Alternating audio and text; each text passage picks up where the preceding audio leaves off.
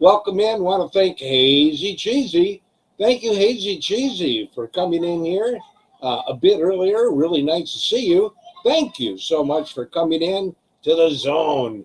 And we've got Tim Diziak. Thank you, Tim. Tim, our 20-plus year veteran of the Armed Forces. Thank you, Tim, so much for being here. Our very good friend, Joe and Jenny Journey from Missouri. Thank you, J3, for representing. Thank you for coming in. Really appreciate you. We got Korean American expat in here. Hello, KAE. Good to see you. Thank you so much. Thank you so much for coming in. And my Michigan brother, Kevin Kennedy. Thank you, Kevin Kennedy. Thank you so much for being here. Really appreciate you coming in. Always a pleasure to see you. Thank you so much. And of course, J3 and Korean American expat there, Shooting Star MS, SSMS into the house. Thank you so much. Really appreciate you all. Thank you very much. Really good to see you all here. And we're going to talk about the collective bargaining agreement, or their lack of. There is no surprise there would be a work stoppage. It's not good. Not good at all. And it's always about money. Yeah, it is. Everything's about money. And a little bit later on in the show, I'm going to ask you, the fan, to come up into the panel, or you can provide your answer down there in the locker room where you're at right now. But we'd much rather have you seen and heard right here in the Sports Zone up in the panel. And I'm going to ask you one simple question. Who do you support? Do you support the players, or do you support the owners? What's the issues? What's the problem, man?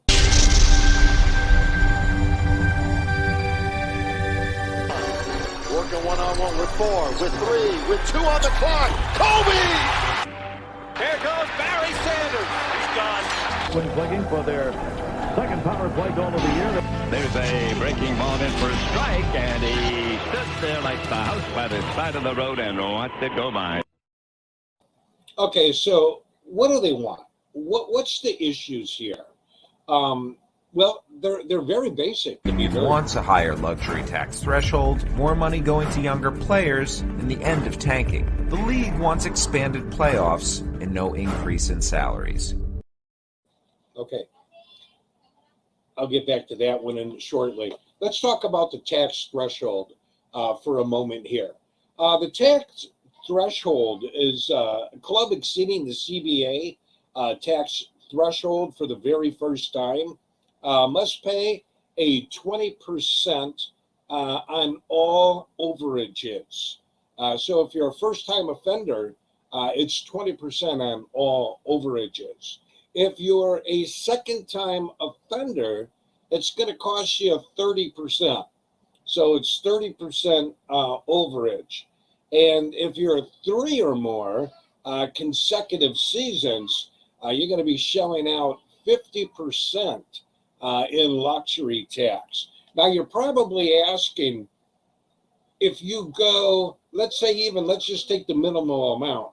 Let's say if you go one full season over the luxury tax, over the tax threshold, and you have to pay 20%. Does that mean you're forever stuck with that 20% penalty? The answer is no. The answer is no. So how do you expunge your record? Well, quite simply, you have to go. It's not really simple if you're the New York Yankees. But if you're the New York Yankees, it doesn't matter, because every year, year in and year out, teams like the Yankees, and I'm not being facetious here, the Yankees blow past the tax threshold every single season. Money is not a concern, okay? It's not an option. It's not an issue. They blow by it all the time. But these smaller market teams, such as, really you can say Detroit Tigers, the Milwaukee Brewers is a good example of a small market team. And the Brewers do quite well managing their budget and do quite well competitively, despite not having the same type of payout as the New York Yankees. Now, the Detroit Tigers, they did quite well over the past couple of years, but they had no choice. They got to the point to where they shelled out so much money and got into these contracts that kind of upended them and derailed the club. So at some point, you have to stop and you have to get rid of some of these players. You got a team. Let's just pull a rabbit out of the hat. New York Mets. Say the New York Mets go over the threshold by $30 million. That equates to $7.2 million in taxes that they have to pay. So it's a fine, which equates to $7.2 million. Now, that's a lot of money. That's a lot of money. That's a lot of money for a lot of the owners. Hey, let's get back to the task at hand. We got some questions about the CBA, and we'll answer those questions when we come back. Hey, this is King with the King Lee Way, and I am here at the Rice Eccles Football Stadium here in Salt Lake City, Utah, University of Utah Utes football field. And as you can see, this is their stadium. But what I would like all of you to do is check out the POD Sports Zones on Saturdays. So I will see you there.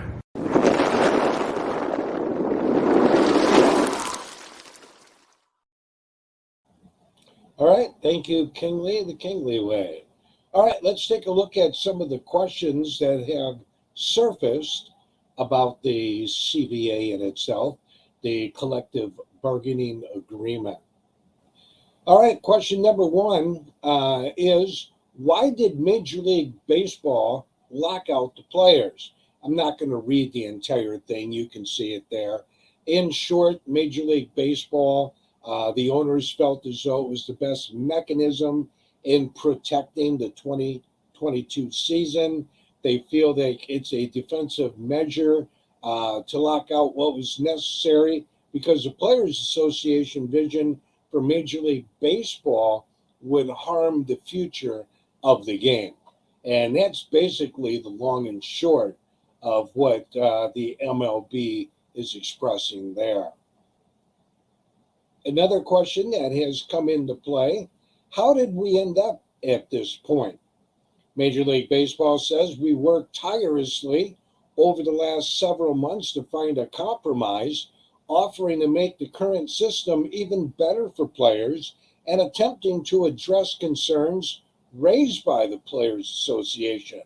Major League Baseball, in short, feels as though that they were willing to sit down and talk with the Players Union, but they were not getting the cooperation in return.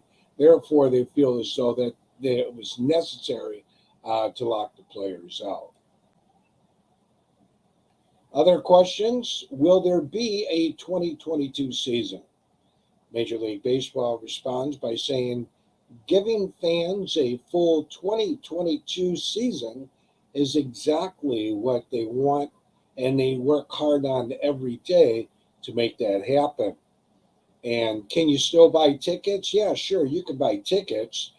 Major League Baseball teams are still selling tickets and disseminating tickets for the 2022 season, and they'll continue to plan for a full regular season of baseball without disruption.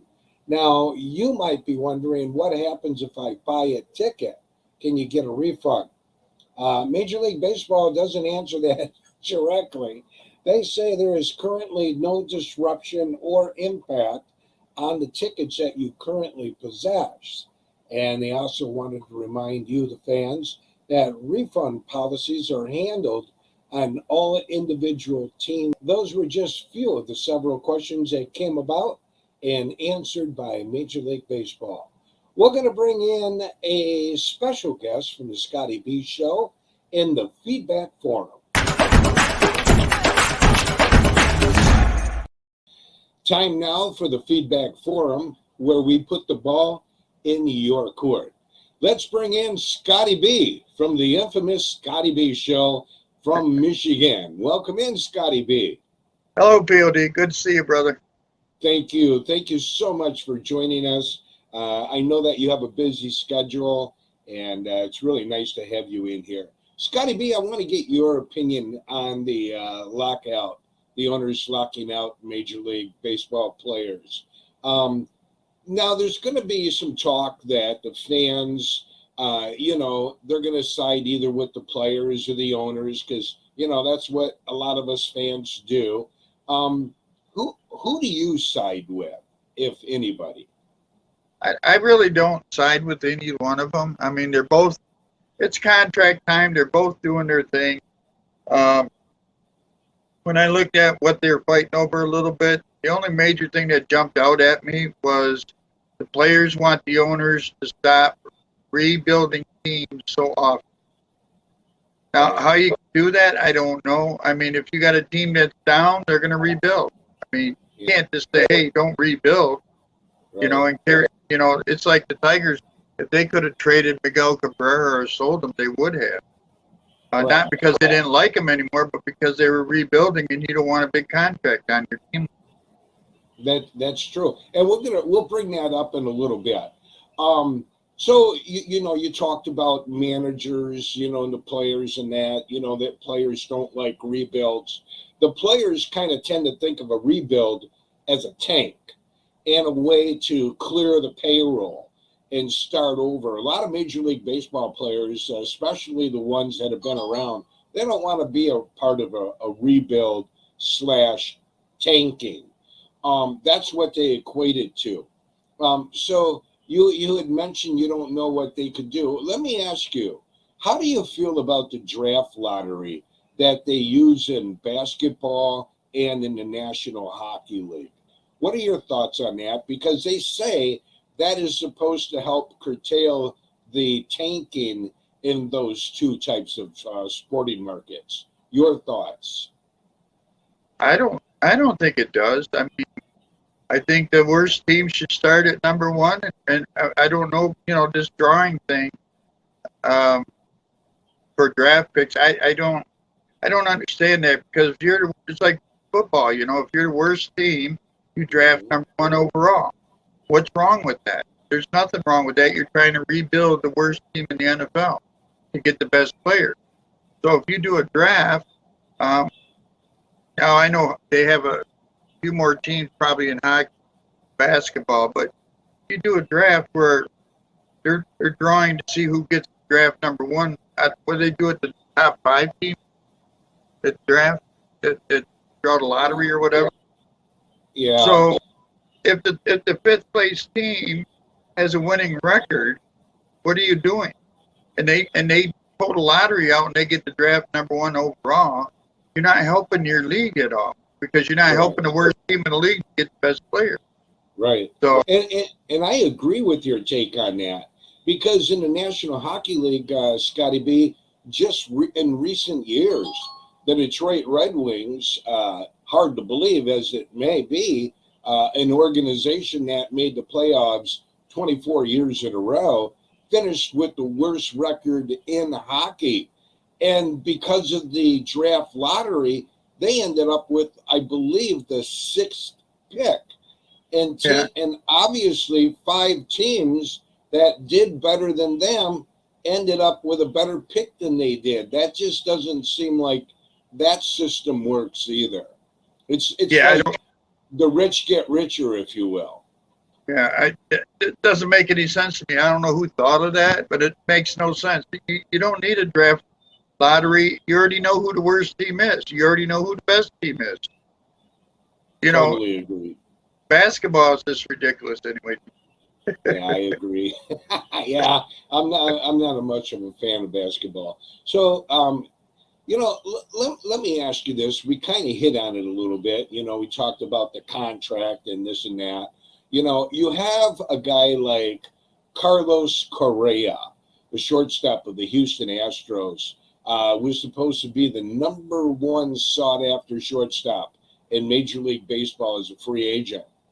You have Corey Seager, who just signed with the Texas Rangers, 10-year, $325 million contract. So I think that kind of sets the base right there. The bar is already set. The market is set. So a guy like Correa is going to command at least a 10-year, $340 million contract, you would think.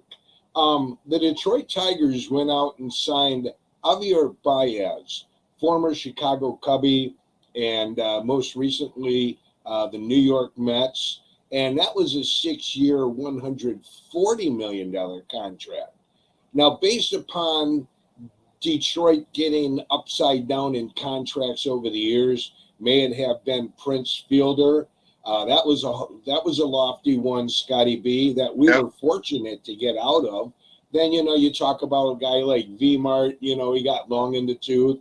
And now, as you mentioned at the onset of the show, Miguel Cabrera, that big contract that we're stuck with.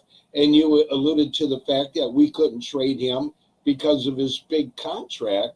And now you're talking about his contract exceeding his age, Major League Baseball years, if you will.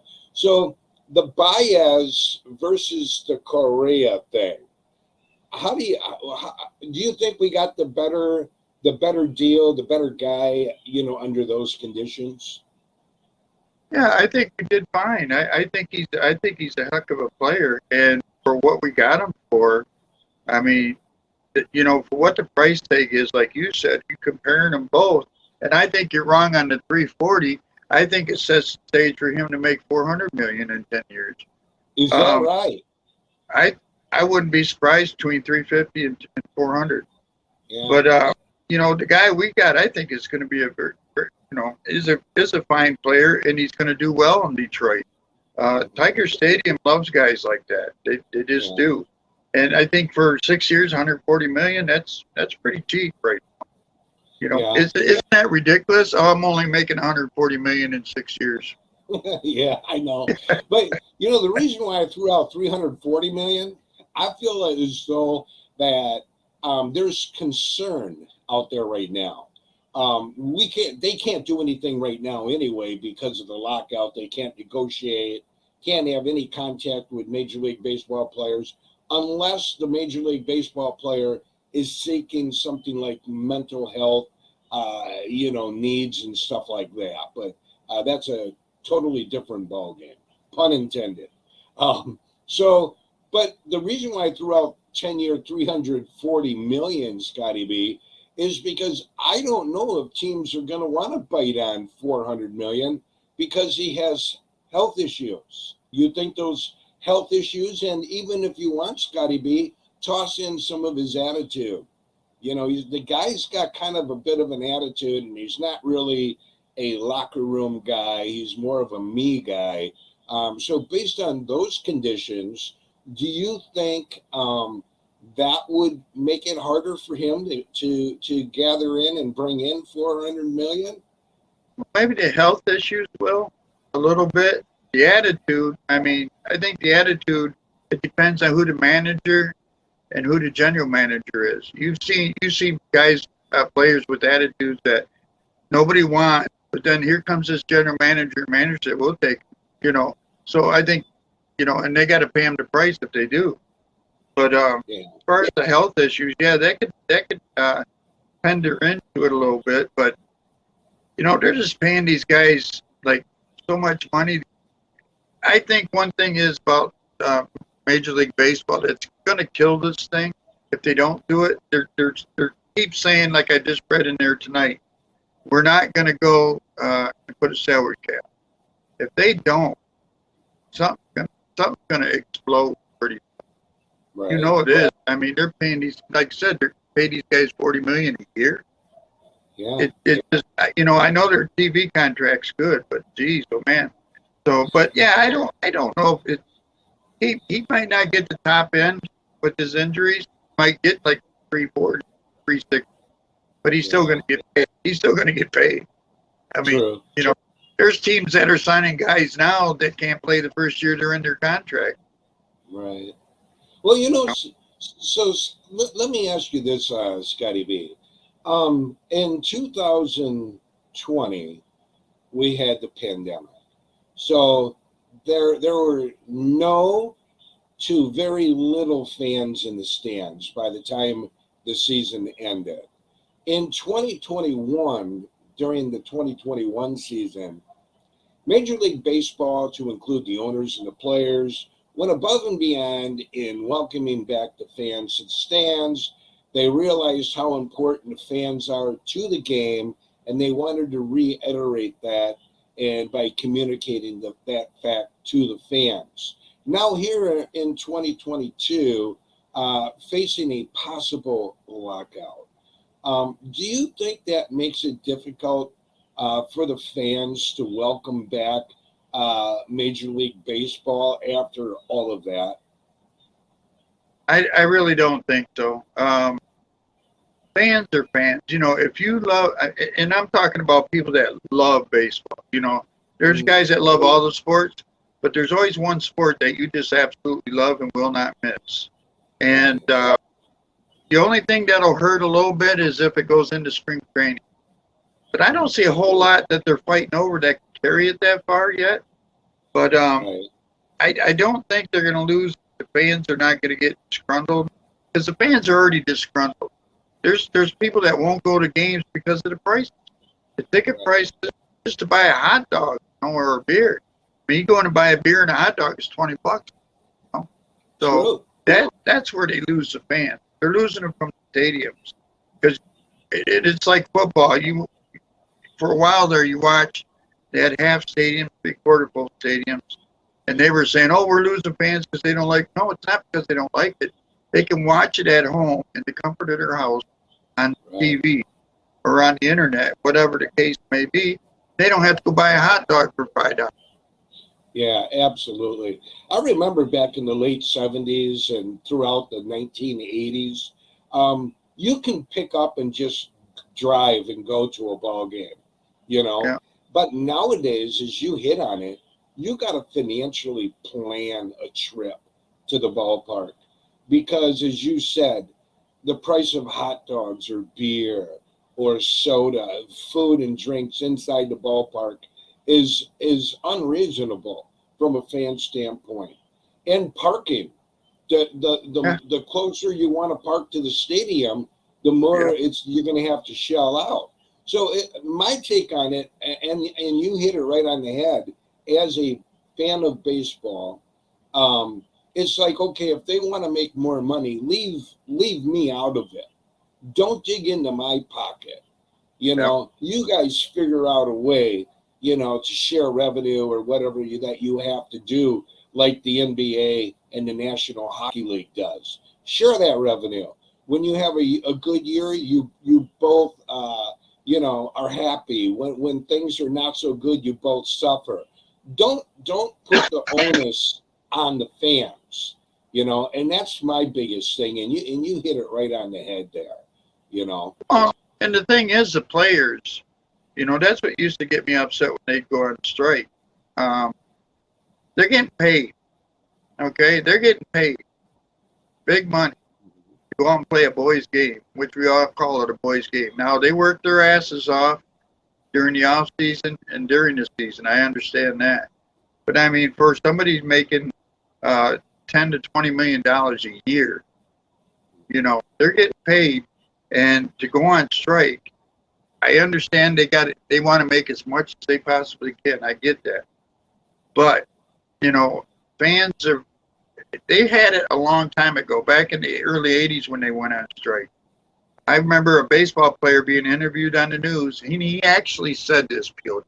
He said, we had to sell one of our houses. I think they owned 4 houses. They had to sell one of their houses. They had to sell 2 of their 5 cars. Now I'm supposed to feel bad for that? And these are not cheap houses. These are $1 million homes. Sure. You know, and he said we had to sell those to make it through. Yeah. Well, apparently you don't have a good accountant because the money you're getting paid, you know. So I just, you know, but fans, you know, fans have had it for a long time with sports, but we still go back to it. You know, it's like the kneel down thing. Everybody's like, I'm done with football. I can't follow football. Here we are back watching it again, aren't we? Right. Yeah, I agree with that. The fans might not like it, but they'll come back. They always do. Back in 1990, 94, 95, it was really ugly back then. But yet, the fans come back. It's also, we complain about it, but we come back. It's what we fans do. Well, and there's other ways to strike yourself against it. Don't go to a game. Don't buy a ticket. Don't go in there and pay the vendors $5 for a hot dog or $20 for a little glass of beer and stuff like that. So there's ways, because it's on TV now. You can watch your local team anytime you want. Might have to move around a little bit, but you can watch them. So, what they're losing is they're losing people in the seats. But with these TV contracts they got, they ain't losing. Yeah, even the teams try to play black ball, and if not enough fans are going to the games, they black it out. Yeah. And there again, it's another slap in the face to the fan. Oh, you're so important to us, to the game, but yet they continuously turn around and do things that are counterproductive to building a relationship and maintaining a healthy, positive relationship with the fan of the game, of any game, if you will. Go ahead, Scott. I was going to say Major League Baseball is one of the worst sports to try and watch because for some reason, I love listening to them on the radio, so I can listen to it anytime. But if you want to watch the game, like if I have the NFL app on my phone, I can watch the game. If I have the MLB app on my phone, I can't watch it. Right. And they make it difficult to watch Major League Baseball, whereas the NFL, you can find it on Yahoo Sports, And so, they do make it convenient, whereas Major League Baseball just makes it more difficult for people to watch. Yeah. Well, I'll tell you what, don't run off, Scotty B, because I'm going to have a Michigan question for you. But also, you that are watching, want to thank you for joining us. And our guest here is Scotty B from the Scotty B Show. Make sure you check out Scotty B on his YouTube channel.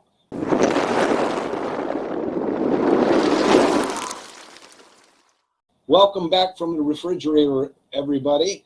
And your thoughts on the Michigan season, Scotty B. I see the Block M behind you. I know you're a big Michigan Wolverines fan. Your thoughts on Coach Harbaugh and Michigan's awesome season? Well, they had a very good season. I'm not going to go as far as like you say awesome. It ended awesome.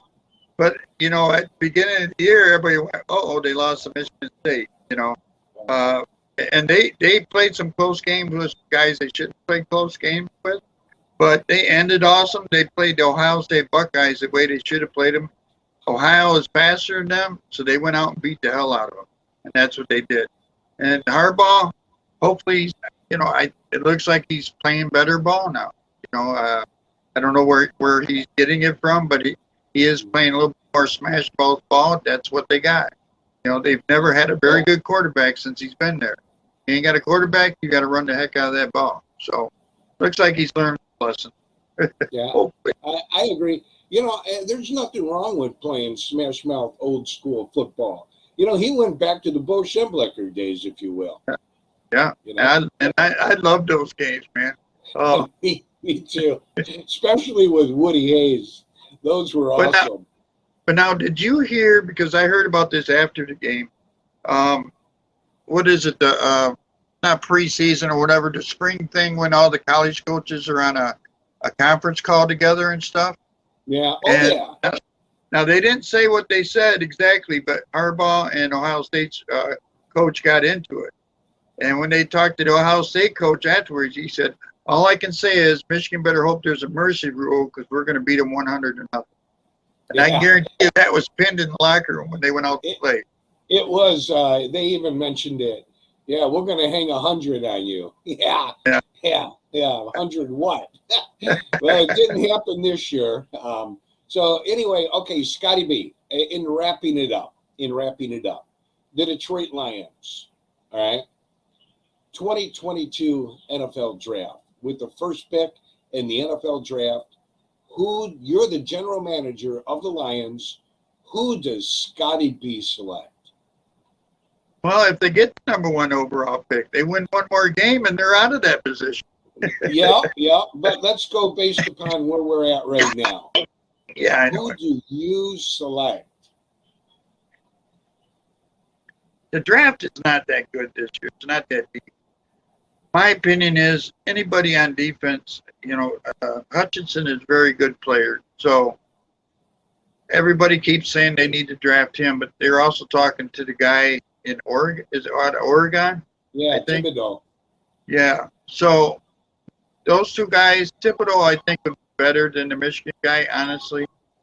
But I think that's what they got to go for. And I'm hoping they draft all defense. All defense. Right. Here is the preliminary knock on Thibodeau. And I say preliminary, but yet not based upon factual. It's just, let's label it as fun fan talk. And a lot of it is coming from the Detroit Lions fan base, if you will. So obviously them being, more of a Aiden Hutchinson guy because of the Michigan Wolverines, you got to look at that, there's going to be some bias kind of playing into it. But they say that Thibodeau did it all by himself, that he didn't have another flashy guy on the other edge like Hutchinson had in Michigan with Ojabo. They have the best ends in college football this year, no doubt about it. So they say Thibodeau doesn't have that other guy. He did it all himself. A higher upside, if you will. But the knock on him is he doesn't have the motor like Hutchinson does. They say Hutchinson is full bore all the time. He's all go. There's no taking plays off. Whereas if you watch film on Thibodeau, and I'm not going to say he's not an all-go guy, but I will tell you from the film or the videos that I watch, the games, it can be questionable. I see him standing around quite a bit, as opposed to Hutchinson. He's all go all the time. So I kind of look at that, and then I look at Dan Campbell's personality, and Dan Campbell is an all-go kind of guy. They don't have to like his in-game coaching. All I'm saying is his personality is all-go. So if you look at those two things, if you look at the motor of each player, yeah, I can see where a lot of people are screaming Hutchinson's name. But if you look at the higher end and Thibodeau not having that flashy guy on the other side, that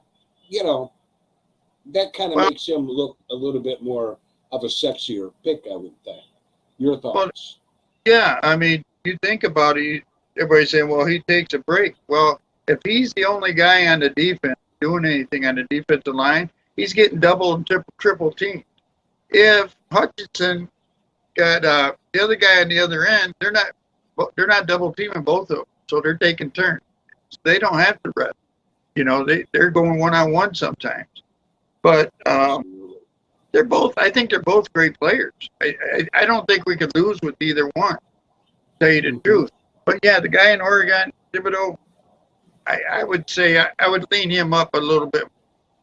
I was a little disappointed in how Hutchinson, I know you weren't, but I was a little disappointed how he played against Iowa. He did not have a blockbuster game. He was getting in there a little bit, but he wasn't doing what I thought he would do, especially against Iowa. I thought he'd have a better game. Yeah, I can see where you would think that, and it's because of the stigma of Iowa and Ohio State, I think. But we can't forget that Iowa has this year a better offensive line than Ohio State.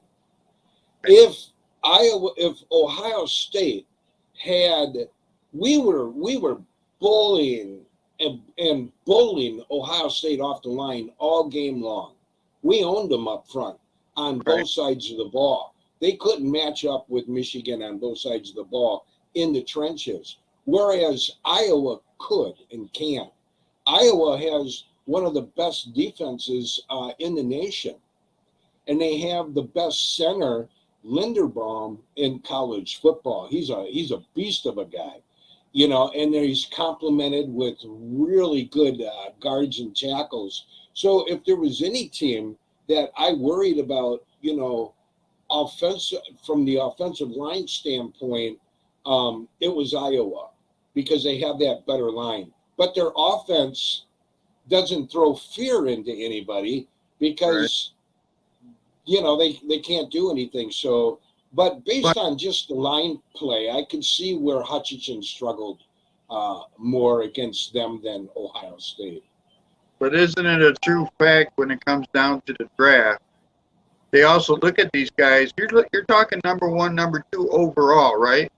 Yes. I don't care who you're playing against. If you're the number 1 draft pick going to the NFL, you better be better than the guys you're playing against in college.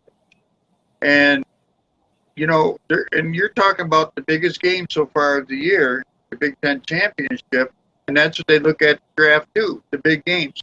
They don't care how you play against Maryland or somebody. Sorry, Maryland. But, you know what I'm saying? When it comes to the big game, if you stand up, they're going to notice you. He didn't stand up to Iowa. So, I think that might have hurt his draft. Now we're going to see how he does against Georgia, which, good luck. Yeah. I tell you what, though, if he shines and comes to play and really balls out against Georgia, in my opinion, I still think right now, as it stands, he goes 1 or 2 right now. But you hit it right on the head. If you're the number 1 guy, not to mention Scotty B, he's a Heisman Trophy candidate. Yeah. He's like 4th on the list. So I see your point, and your argument is solid. So before we wrap this up, any final thoughts about the Major League Baseball lockout? No, I mean, I really don't think this is a big deal this time. I mean, I know they locked out the players, but I think it's just, somebody had something, a burr up their butt or whatever you want to call it. But I don't see this lasting too long. I think they're going to be able to wipe out the players crying about teams rebuilding. That's just ridiculous. So Right. I think I don't see this. I wouldn't be surprised to see spring training start on time. Let's put it that way. But could be wrong. Maybe there's stuff I don't know about on the inside. So, but that was a major thing to me on the contract dispute. But I don't see the players winning that. I think they just might have brought that up to win something else. Okay. Very cool. But anyway, that's. Yeah. Well, Scotty B, just real quick, tell us about your YouTube channel, The Scotty B Show. Oh, it ain't much to it. It's just a variety of things. We do some live streaming. We do sometimes me and Ira get together and wish people happy birthdays or stuff like that. And she makes all the mistakes on the videos, so we have to record that. So we have goofy videos for that. But it's working towards something. And Ira has her own channel too, so we have fun with it. It's just a fun channel right now. As much as I work, I don't have a lot of time to get to it. So Cool. So for all of you guys and gals that are in the locker room now watching this broadcast, please type number 1 if you've already subscribed to the Scotty B Show. So go there in the locker room right now and type 1 if you've already subscribed to the Scotty B Show. Now remember, 1 and done. 1 and done. Scotty B, want to thank you so much for coming on the POD Sports Zone. Thank you. Thank you, POD, for having me. Thank you, everybody out there. Everybody have a great day. Scotty B, everybody.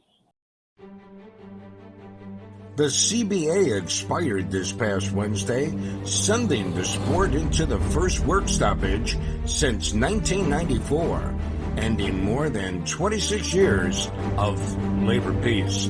How long will it drag on?